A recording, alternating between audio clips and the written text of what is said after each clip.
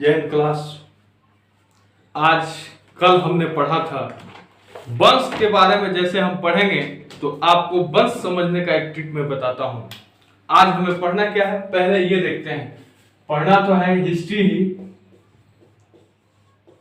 ठीक। हिस्ट्री हमें पढ़ना है, इतिहास ही हमें पढ़ना है। अभी ऐतिहासिक काल, प्राचीन ऐतिहासिक काल ही पढ़ रहे हैं हम। इसमें सिर्फ वंश ही पढ़ना है। वंश को समझने के लिए सबसे पहले आप देखिए एक चीज की जरूरत पड़ेगी। वो क्या है? तो वो है, वंश को समझने के लिए वो क्या है वो हम बता रहे हैं आपको। जैसे कि आप देखिए वंश को आसानी से समझ सकते हैं।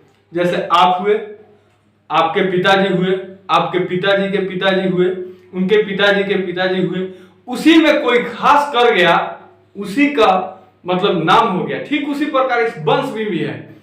वंश सब आए लेकिन जो राज किए उसी वंश का जो है कि नाम हुआ। ये वंश, फलाना वंश ने फलाना कार्य किया। जैसे कि पिछले हमने पढ़ा कि जो नंद वंश थे जिसमें नहर की खुदाई वगैरह का विकास हुआ था, ठीक उसी प्रकार जो विकास कर गए उसी में उसी का नाम होता है। ठीक उसी प्रकार देखिए इसमें हम पढ़े थे अंतिम में घनानंद की हत्या मौर्य वंश ने किया और मौर्य वंश की स्थापना कर दी गई। तो वो क्या हुआ, कैसे किया गया? उसके चंद्रगुप्त मौर्य जो था वो चड़ाके का क्या था, शिष्य था। तो चड़ाके का शिष्य जो था वो तो मतलब सिकंदर का तो मृत्यु हो गया। किसमें मृत्यु हुआ? उसको पॉइजन, डायरिया के पेशेंट था इसलिए उसका मृत्यु हो गया। ठीक 33 वर्ष की आयु में, मतलब 33 वर्ष की आयु में उसकी क्या हुई, डेथ हो गई। उसके बाद जो है कि उसके बाद पूर्ण रूप से चड़ाके के शिष्य जो प्रिय था चंद्रगुप्त मौर्य था, मगध में फैला अराजक विस्फोट स्थिति में लाभ उठाकर घनानंद की हत्या कर दिया गया। इससे मौर्य वंश की स्थापना हो गया। अब देखिए सिकंदर के बाद तो क्या हुआ, घनानंद था। घनानंद के बाद क्या हुआ, उसने मार दिया और उसके शिष्य चंद्रगुप्त मौर्य के सहयोग से क्या हुआ, मौर्य वंश की स्थापना हो गई। तो आज हम क्या पढ़ेंगे, मौर्य वंश। यहां लिखते हैं मौर्य वंश। मौर्य वंश की स्थापना कब हुआ ये देखते हैं। मौर्य वंश की स्थापना के बारे में हम पढ़ेंगे। मौर्य वंश के स्थापना के बारे में आप मौर्य वंश अपने कॉपी पे लिखेंगे, इसका सॉन वाइज लिखेंगे। लेक्चर के एक एक वीडियो हमने अपलोड रखा है, एक एक टॉपिक पे वीडियो बनाया है। जो कि टॉपिक होगा वो यूट्यूब के थंबनेल पे हमने लिखा है। देखिए मौर्य वंश की स्थापना से पूर्व भारत विदेशी आक्रमण, फ्रांसी आक्रमण। देखिए वंश से पहले, मौर्य वंश की स्थापना से पहले क्या हुआ, एक आक्रमण हुआ जिसमें भारत पर आक्रमण किया गया। विदेशी आक्रमण था यात्रा द्वारा, यानी आने जाने की सुविधा पर क्या हुआ, विदेशी यात्रा द्वारा फारसी आक्रमण हुआ। भारत के पूर्व क्षेत्र में मगध जैसे शक्तिशाली राज्य था। ये अगर बाल के छोटे राजाओं को हराकर भारत के पूर्व क्षेत्र में राजनीतिक स्थिरता ला दी थी। अब देखिए राजनीतिक जब शुरू हुआ तो उसी समय हुआ था। किस समय?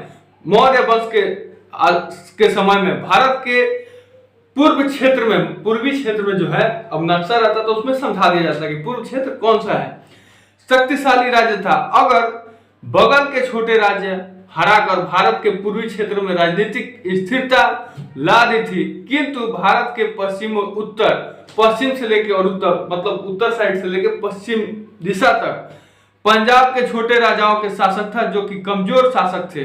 वो पंजाब का जो राजा था पश्चिम उत्तर क्षेत्र में, वो थोड़ा सा कमजोर राजा था। ठीक, जिसके कारण विदेशी आक्रमणकारी पश्चिम उत्तर क्षेत्र पर आक्रमण कर दिया। अब कमजोर होने के कारण जाहिर सी बात है कि थोड़ा सा मतलब ये दुनिया की रीति है कि जो कमजोर है उसको क्या होता है, दबाया जाता है। तो वो दबा दिया। दबाने के बाद में क्या किया, वो उसमें आक्रमण करके अपना क्षेत्र राज्य जमा लिया। भारत के प्रथम विदेशी आक्रमण ईरान और फारस के हखमनी वंश के राजा ने किया था। अब देखिए भारत पर सर्वप्रथम सबसे पहले अगर आक्रमण हुआ है तो कौन सा आक्रमण हुआ, क्वेश्चन खड़ा होता है कि भारत में सर्वप्रथम विदेशी आक्रमण कब हुआ था। तो वही आप बोल सकते हैं भारत पर विदेशी आक्रमण सबसे पहले कौन सा देश किया था, वो ईरान देश ने किया था। और कौन वंश ने किया था, तो उस पर लिखेंगे हखमनी वंश। हखमनी वंश, हखमनी वंश, ये क्या हुआ था, सबसे पहले भारत पर क्या था, आक्रमण किया था। ठीक, उसके बाद आक्रमण किया राजा के ने किया और हखमनी वंश के संस्थापन साइरस द्वितीय थे। साइरस। साइरस देखिए आकार वगैरह छूटता रहता है, ठीक है, आप उसको थोड़ा सा ख्याल में रखिएगा। इसके लिए मैं सॉरी बोलना चाहूंगा, इसलिए कि जरूरी है कि सब कोई मतलब दिमाग में सब कुछ अटैच रहता है। आकार, हर्षिकार, दीर्घिकार अगर आपको भी भेज दिया जाए आपसे भी मिस्टेक होगी, इसके लिए मैं सॉरी बोलना चाहूंगा, ठीक। हफमनी वंश, इसमें जो था क्या हुआ, साइमन द्वितीय। हफमनी वंश के संस्थापक कौन थे, साइमन द्वितीय। यहां पे लिख लीजिएगा संस्थापक। हफमनी वंश के संस्थापक साइमन द्वितीय। यही क्या किया, विदेशी था। भारत पर प्रथम विदेशी आक्रमण ईरान के फारस हफमनी वंश के राजा ने हफमनी वंश के राजा के संस्थापक साइमन द्वितीय। साइमन यहाँ पे ये डाल दीजिएगा रोमन अंक में, और यहाँ पे द्वितीय भी लिख सकते हैं, अगर चाहिएगा तो द्वितीय, ठीक, ये लिख सकते हैं। अब देखिए साइमन द्वितीय, इस वंश के शासक डेरियस प्रथम। डेरियस, इस मतलब डेरियस जो था, डेरियस इस वंश के संस्थापक साइमन द्वितीय। साइमन द्वितीय, अब इसका संस्थापक शासक मतलब इस वंश के शासक जो था वो क्या था, डायरियस प्रथम था। डायरियस प्रथम, ठीक, इसमें डायरियस लिख दीजिएगा, प्रथम में क्या होगा, रोमन अंक में 1 डाल दीजिएगा। डायरियस प्रथम बोला जाता है। दाइवर में भारत के आक्रमण करने वाला पहला विदेशी राजा जो कि गंधार तथा कंबोज को हरा दिया गया। आपने पढ़ा होगा, पहले हम वीडियो में अपलोड किए थे जिसमें कि लिखा गया था उसमें क्या, वो 16 मगध महाजनपद थे, ठीक। महाजनपदों का उदय कैसे हुआ वो देखिए, इतिहास तभी समझिएगा जब शुरू से पढ़िएगा, बाद में बीच से पढ़िएगा कभी इतिहास समझ में नहीं आएगा, इसलिए कि सब एक दूसरे से क्या है, अटैच है, जुड़ा हुआ है। अब देखिए वो क्या हुआ कि गंधार, कंबोज तथा वो 2 मतलब महाजनपद थे। महाजनपद मतलब राज्य, 2 राज्य, गंधार तथा कंबोज, ये दोनों राज्य पे क्या किया, उन्होंने हरा दिया और अपना शासन जमा लिया। इस वंश के भारतीय फ्रांसी शासन के विस्तार किया और डायरियस प्रथम के बाद फारस के शासक जेनरेक्स के प्रथम बना दिया। जेनरेक्स के प्रथम के बाद डायरियस तृतीय। अब देखिए डायरियस तृतीय, डायरियस इसके बाद क्या हो गया, डायरियस तृतीय भी आएगा, ठीक, उसमें तृतीय डाल दीजिएगा। डायरियस तृतीय फारस के शासक बना और इस वंश के अंतिम शासक डायरियस तृतीय के बाद सिकंदर ने पराजित कर दिया और उसे हफमनी वंश के अंत करके अपना फारस पर अपना राज्य स्थापित कर दिया। फारस पे क्या किया, अपना राज्य स्थापित कर दिया। किसको, सिकंदर ने पराजित कर दिया, किसको, डायरियस तृतीय को। बहुत तेज आदमी था, उसका तो एक ही नशा था, उसका मोटिवेशन भी अपलोड है, आप उसको देखिएगा जाके, उसमें लिखा है सिकंदर का इतिहास।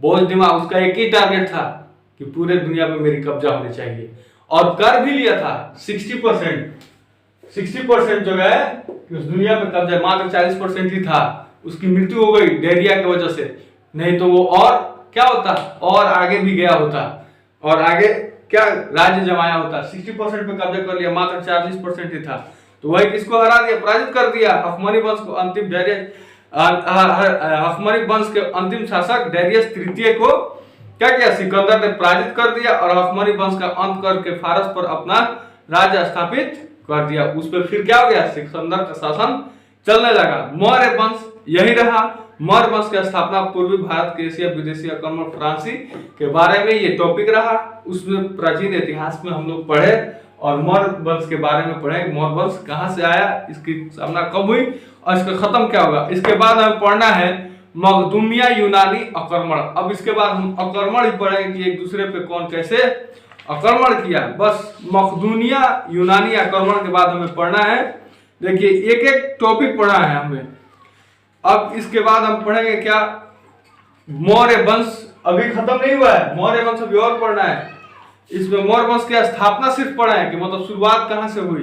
अब मौर्य वंश के उत्पत्ति, उसके शासनकाल, उसने कौन कौन सा क्या विकास किया, ये सब पढ़ाएंगे। किसमें, अगले वीडियो के साथ फिर मिलते हैं इसी चैनल पे। अभी मखदूमिया यूनानी आक्रमण पढ़ने के बाद हम पढ़ेंगे कौन, फिर मौर्य वंश के बारे में पढ़ेंगे।